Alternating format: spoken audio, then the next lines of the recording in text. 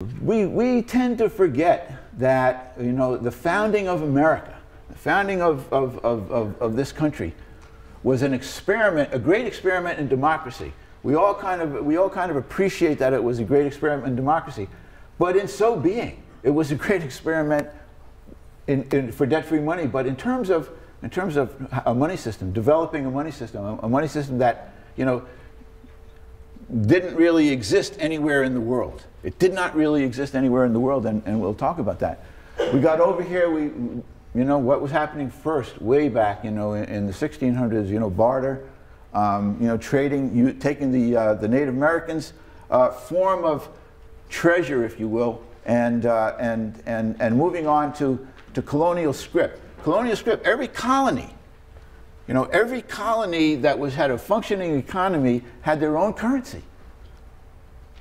Every colony had their own currency, and it was all debt-free money, okay? It was all money that was issued by the government of the colonies, and it served the colonies very well. It served the colonies very well.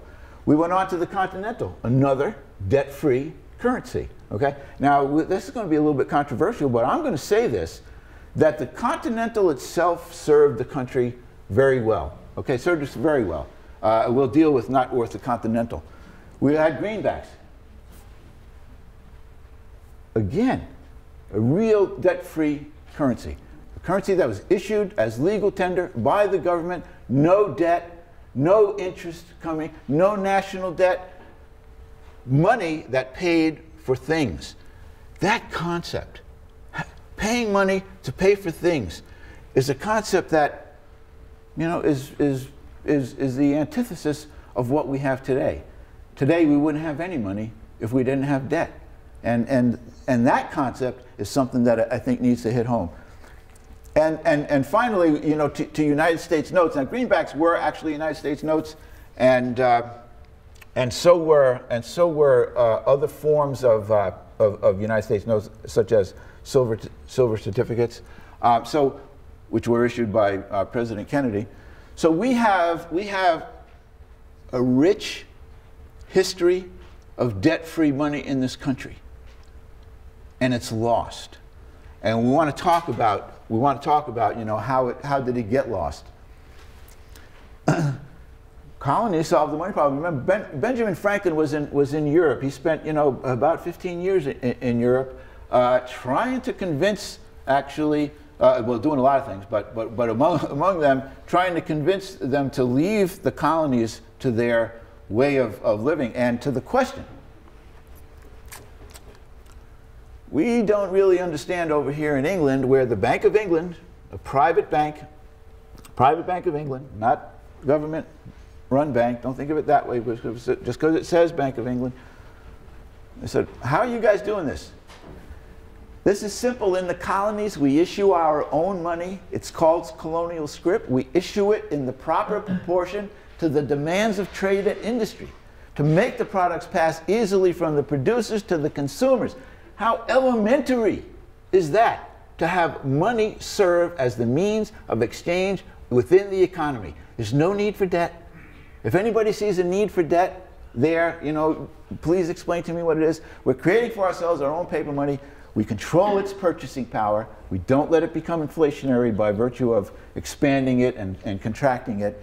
And we have no interest to pay to no one. And to me, that's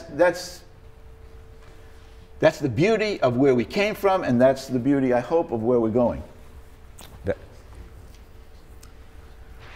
Well, that was a little too good, really, for the Bank of England and for the rest of them, because they needed to do something about it. Again, you know, we thrived on our own currency.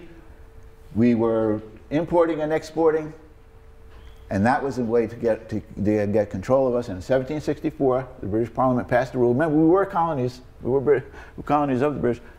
No colony can issue legal tender notes.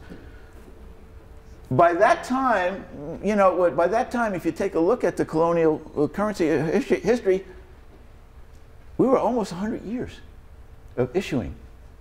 Think about that.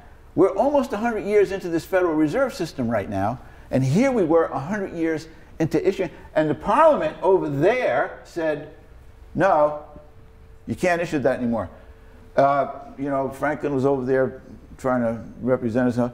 No, in 1775, we declared independence from England. And the Revolutionary War broke out in 1776. And this is my point, and I think it's a point that's way lost on history. It's way lost on history. America's revolution was about monetary policy. That's what it was about. Ben Franklin's great quote is the prime cause of the revolution was the failure of the British to let us operate our own money system. So we're a country born through revolution to have sound money and a sound monetary policy. The sovereign right of the people, again, the sovereign right of the people, sovereignty to own their own money system.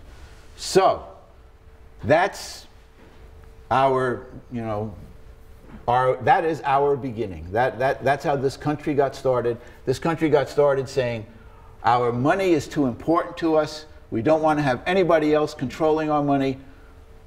We're going to fight for the right to have our own money system. And we fought, and we won it.